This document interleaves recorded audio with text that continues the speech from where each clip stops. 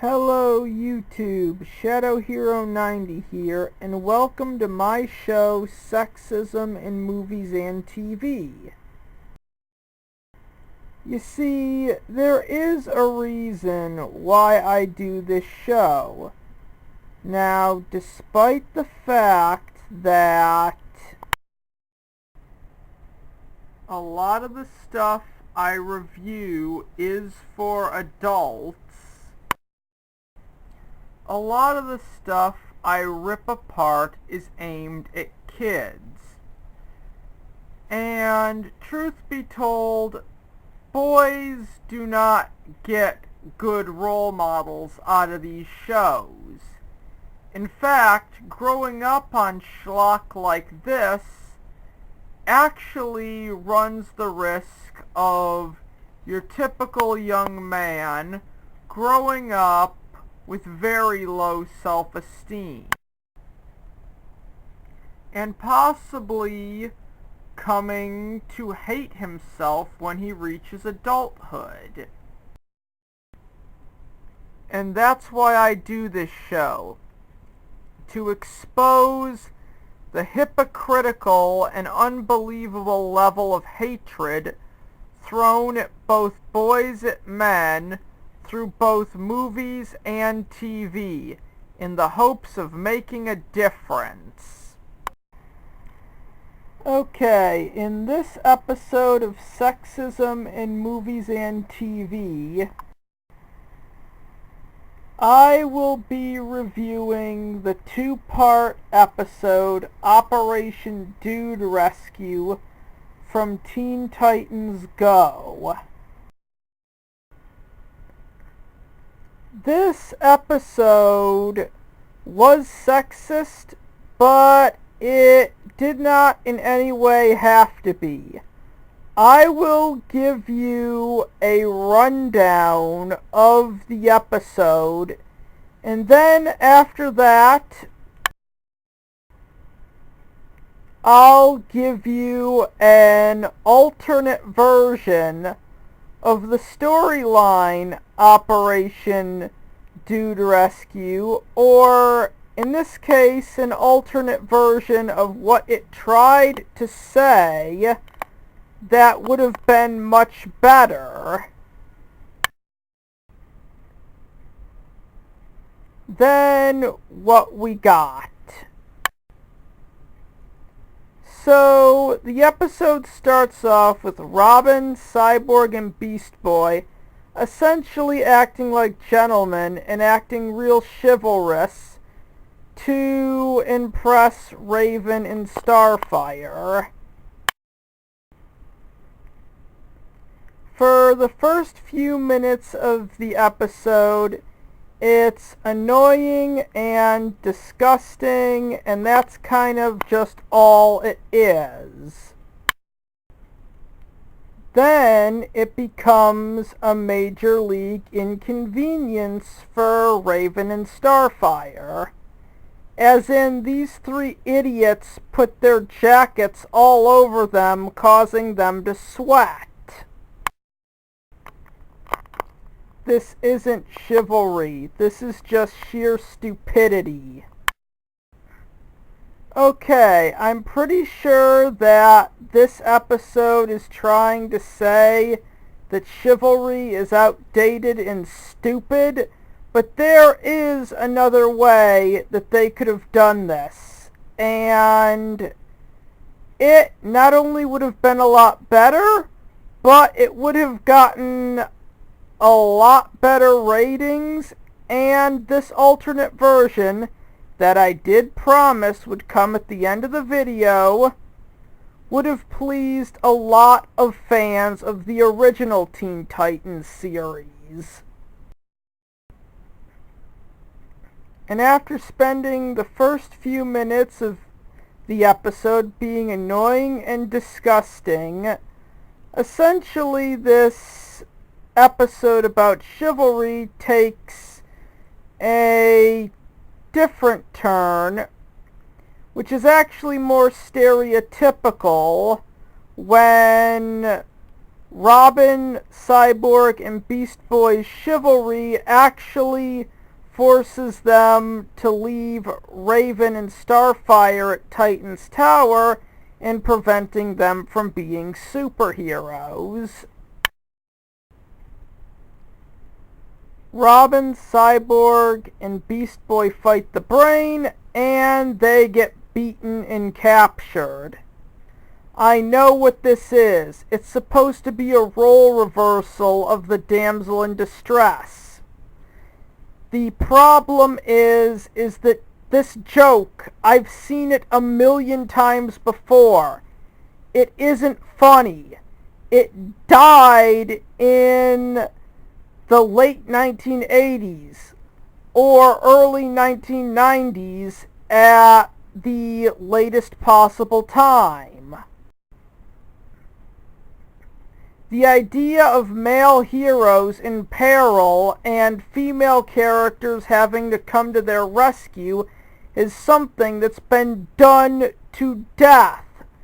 Whether or not you want to play it as a moral message or as a joke, this storyline has been done to death 1,000,000 times. The joke is dead. And after Robin, Cyborg, and Beast Boy tell Raven and Starfire what happens, they laugh at them. Maybe they deserved it, maybe they didn't. All they wanted was to try and date one of these two. Why, I don't know. But if you want to look at this through the lens that they got what they had coming to them, well, then it's kind of unbelievably hypocritical to view things in that manner. Because if you want to think that this is toxic masculinity and that what Robin, Cyborg, and Beast Boy are doing is toxic, then by that logic, every single character that you're seeing flash across the screen is 10 times as toxic, because a lot of them, well, to most of them, getting a boyfriend is their entire character. Bulma here manipulated a small child into doing her fighting and other things for her just so she could get a boyfriend at the end of the first saga of Dragon Ball. I only saw 16 5 times, but this character, from what I've seen of her, those 5 times, most likely dated every male character on the show, but the relationship always went wrong when she found a flaw in him, or he wanted something, or didn't turn out to be perfect. Sakura obsessed over Sasuke while at the exact same time treating Naruto like shit, and this went on and on until the timeline of Boruto, Naruto the Next Generation. While Ino was just as bad, only she reformed a lot quicker. She actually stopped being a bitch halfway through Naruto Shippuden and actually became a decent person a lot faster than that bitch Sakura did. And the truth is, Neither one of them ever faced consequences for how horribly they treated Naruto. Hinata was the only good character in Naruto Shippuden, but the time Boruto, Naruto the Next Generation rolls around, she's a complete bitch. Lori Loud here, in the first season of Loud House, obsessed over her boyfriend, almost to a religious degree, while at the same time treating her 11-year-old brother like shit. And Lenny Loud would really like a boyfriend, and she kinda actually wears a dress, which I'm pretty sure Tumblr already sees as problematic. You know, a female character actually acting like a girl. But I digress. Raven and Starfire build a team of female heroes to save Robin, Cyborg, and Beast Boy. I don't know why. I mean, the three characters they picked to recruit were villains. If they had any sense, I mean, because these three could easily turn on them at a moment's notice. If anything, they should have went to the Justice League for help. You know, Batman, Superman, Wonder Woman, Flash, Green Lantern.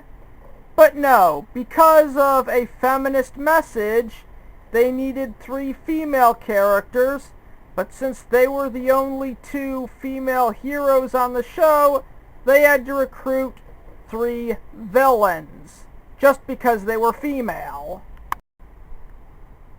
The male Titans fail to escape time and time again. They use a time machine, blah blah blah. They can't get out.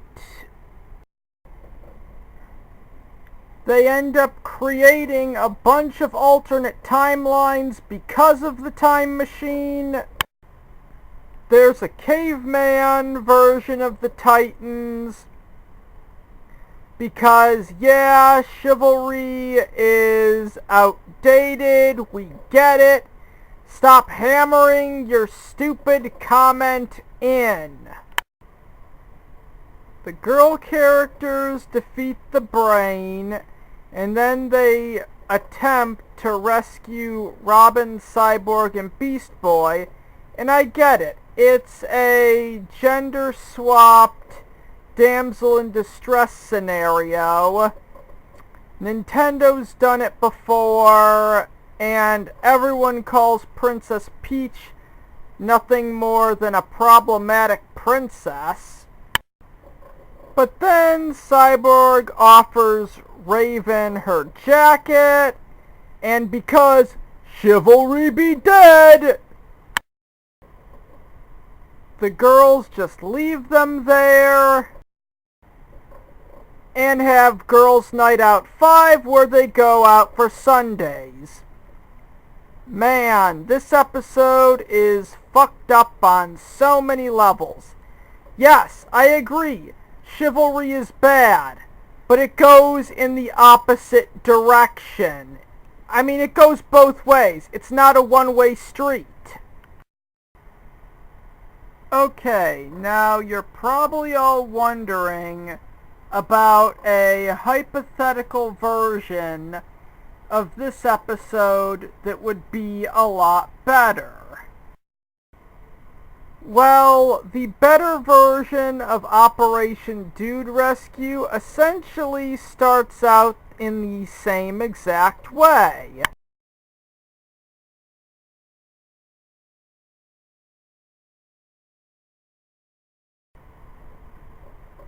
Cyborg, Robin, and Beast Boy all pull the same exact chivalrous crap,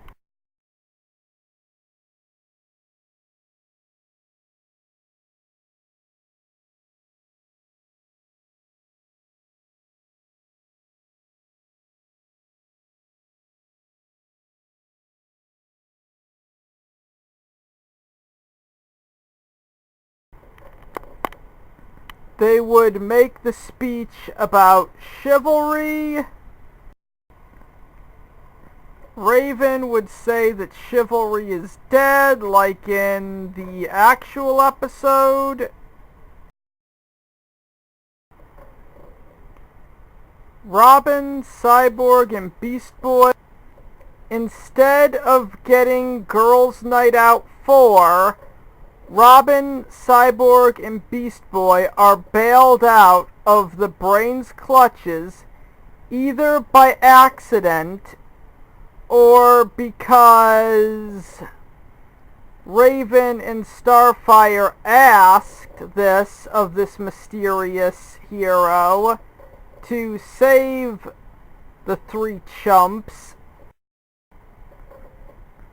And this is a character that fans of the original Teen Titans would love to see appear in Teen Titans Go. And this mysterious anti-hero is none other than Red X. Yes, he would be the one who would bail out Robin, Cyborg, and Beast Boy from the Brain's lair. So anyways, as this alternate version of Operation Dude Rescue continues, Raven and Starfire decide to teach Robin, Cyborg, and Beast Boy a lesson by essentially pretending to have a massive crush on Red X.